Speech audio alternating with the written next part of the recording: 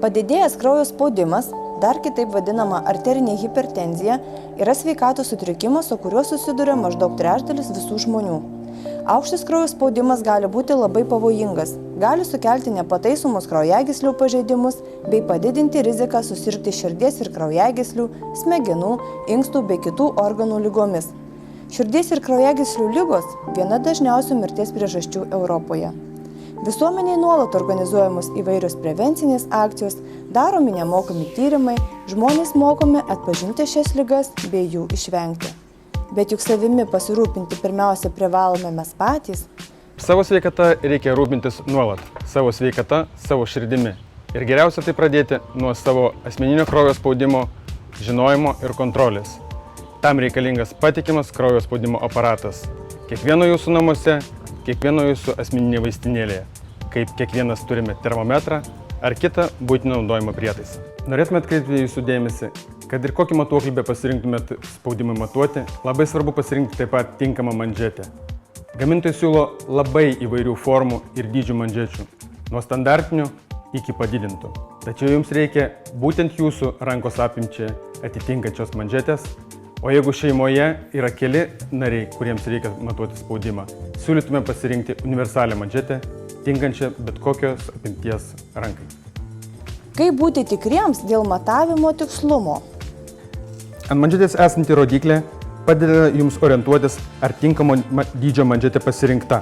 Jeigu užsegus manžetę, rodyklė patenka baltos juostos ribose, tai nurodo tinkamai pasirinktą manžetės dydį. Jeigu užsegus rodiklė ties atžyma L, tai nurodo, kad jums reikia padidinto dydžio manžetės. Jeigu vėlgi jūs užsisegėte ir jūsų manžetės rodiklė nurodo ant žymos S, tai nurodo, kad jums reikia sumažintos manžetės. Pasirinkus tinkamo dydžio manžetę, labai svarbu ją tinkamai ir užsidėti. Kiekvieną kartą manžetė turi būti uždedama iš naujo,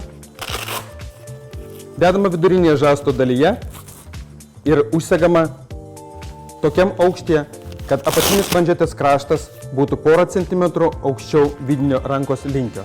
Ant manžetės esantis ženklas nurodo arterijos lokalizaciją. Šitokioj pozicijoje ir turi būti užsegama manžetė. O kaip teisingai pasirinkti patį matuoklį? Norint didesnio matavimo tikslumo, mes rekomenduojame rinktis patikimų gamintojų matuoklius, kurių tikslumas ir patikimumas yra patvirtinti klinikiniais tyrimais, kuriais pasitiki pasaulinės hipertenzijos institucijos, kuriais pasitiki ir naudoja savo darbe mūsų šalies medikai, kuriuos rekomenduoja jie turėti ir savo namuose. Mes rekomenduojame rinktis elektroninį kraujo spaudimo matuoklį, kurio matuotis yra ne tik patikima, bet ir paprasta. Paprasčiausias elektroninis matuoklis yra pusiau automatinis, kada oras į manžetę yra pripumpuojamas rankinės pompos pagalba.